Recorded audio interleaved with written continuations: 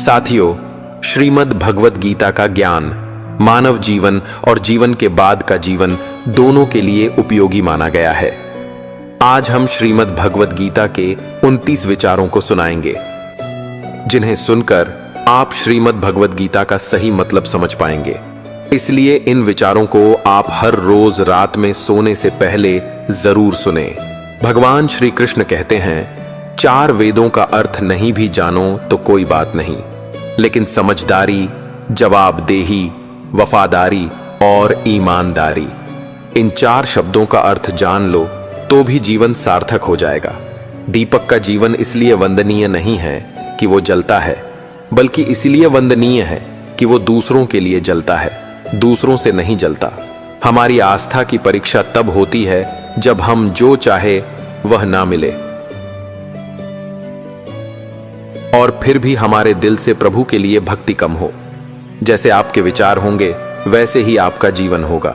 नीच विचार रखोगे तो नीच बन जाओगे, अच्छे विचार रखोगे तो ऊंचाई पर जाओगे।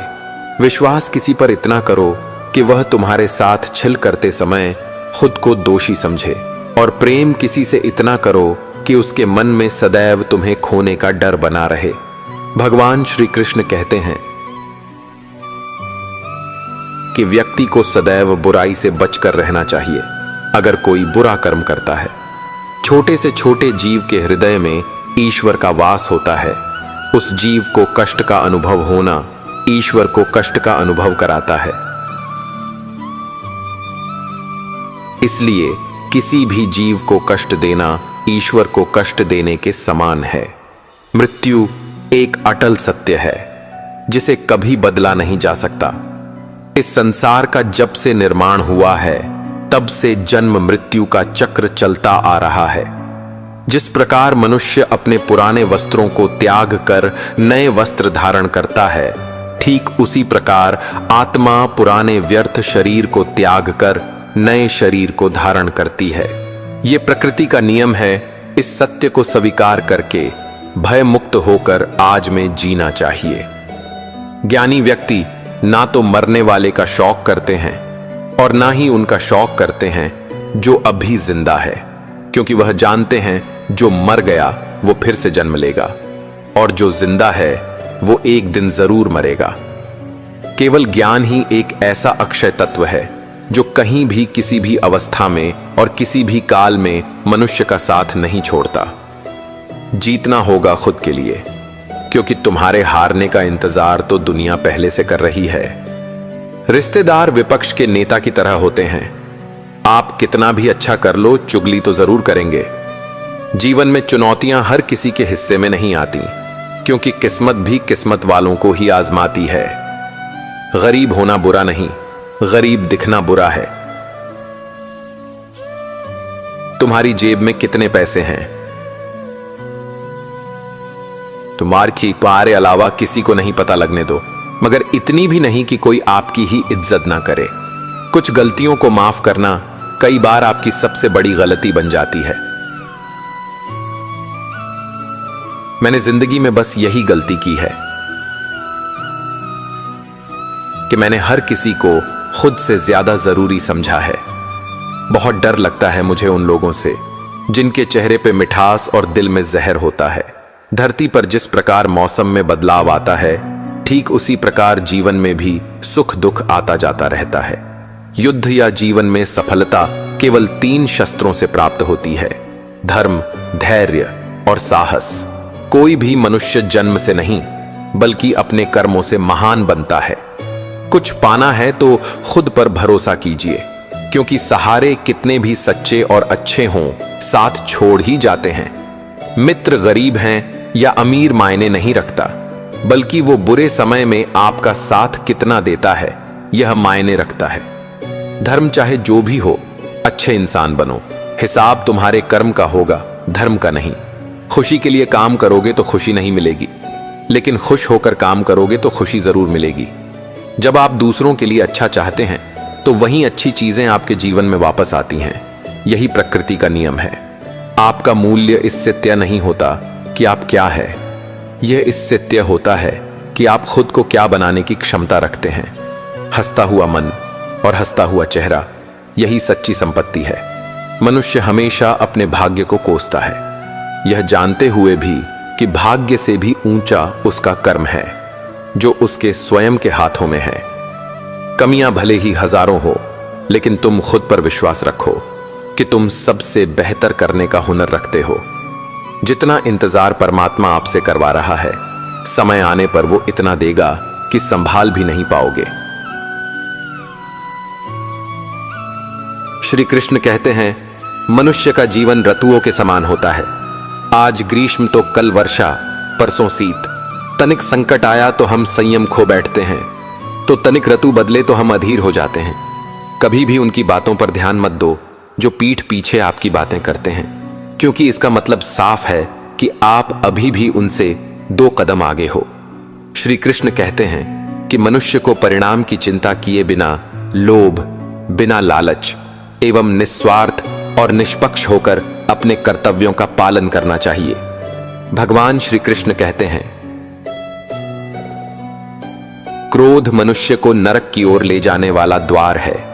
क्रोध करने से व्यक्ति का मन अशांत हो जाता है। वो आवेश में आकर कई बार अपना ही नुकसान कर बैठता है। भगवान श्री कृष्ण कहते हैं, मनुष्य को क्रोध करने से बचना चाहिए। इतना भी गुस्सा आए, स्वयं को शांत रखने का प्रयास करें। दूसरों का भला करने वाले मनुष्य को हमेशा कष्टों का सामना करना पड़ता है, क्योंकि हमेशा फल देने वाले वृक्ष को भी पत्थरों की मार सहनी पड़ती है। सत्य से कमाया धन हर प्रकार से सुख देता है। छल कपट से कमाया धन दुख ही दुख देता है। चुप रहने से बड़ा कोई जवाब नहीं, और माफ कर देने से बड़ी कोई सजा नहीं। जब मेहनत करने के बाद भी सपने पूरे नहीं होते तो रास्ता बदलना चाहिए, सिद्धांत नहीं, क्योंकि पेड़ भी हमेशा पत्ते बदलता है, जड़ नहीं। किसी की संगत से आपके विचार शुद्ध होने लगे तो समझ लेना वह कोई साधारण व्यक्ति नहीं है। आपका कठिन समय ही आपको मजबूत बना देता है। एक समझदार व्यक्ति वही है जो दूसरों को देखकर उनकी विशेषताओं से सीखता है, उनसे तुलना और ईर्ष्या नहीं करता। संबंध बड़ी बड़ी बातें करने से नहीं, छोटे छोटे भाव को समझने से गहरे होते हैं। यदि सब कुछ खोकर भी आप में कुछ करने की हिम्मत बाकी है, समझ लीजिए कि आपने कुछ खोया ही नहीं। भगवान श्री कृष्ण गीता में अर्जुन को उपदेश देते हुए कहते हैं कि व्यक्ति कर्म करने के लिए ही पैदा हुआ है और बिना कर्म किए कोई रह नहीं सकता। मनुष्य को परिणाम की चिंता किए बिना अपने कर्तव्यों का पालन करना चाहिए। भगवान श्री कृष्ण अपने भक्तों को कर्म का मार्ग दिखाते हुए कहते हैं, अपने कर्म समाज के प्रति और मानव कल्याण के प्रति केंद्रित करते हुए करो। बाकी फल की चिंता मत करो। उन सभी कर्मों को मुझे समर्पित करो। इस मार्ग को अपनाकर तुम मुझे प्राप्त कर सकते हो, मेरे प्रेम के भागीदार बन सकते हो। इस संसार में आज जो तुम्हारे पास है, कल वो किसी और का था, परसों वो किसी और का होगा। तुम यहां खाली हाथ आए थे और खाली हाथ ही जाओगे।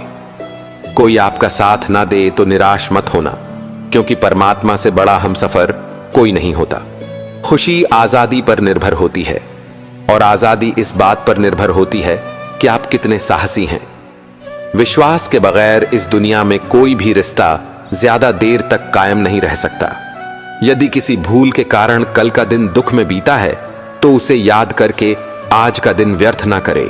जो लक्ष्य में खो गया, समझो वही सफल हो गया। आप जो कर रहे हैं उससे अगर आप प्यार करते हैं तो आप जरूर सफल होंगे। मन पर नियंत्रण रखना जरूरी है। मनुष्य का मन वायु की तरह चंचल है। यह मन ही है जो मनुष्य को भटकाता रहता है। अगर जीवन को सफल बनाना है तो मन पर काबू करना बहुत जरूरी है। मन को वश में करने से दिमाग की शक्ति केंद्रित होती है, जिससे कार्यों में सफलता मिलने लगती है। गीता के अनुसार जिस व्यक्ति ने अपने मन पर काबू पा लिया, वो मन में पैदा होने वाली बेकार की चिंताओं और इच्छाओं से भी दूर रहता है। साथ ही व्यक्ति अपने लक्ष्य को भी आसानी से प्राप्त कर लेता है। अगर मन को वश में नहीं करोगे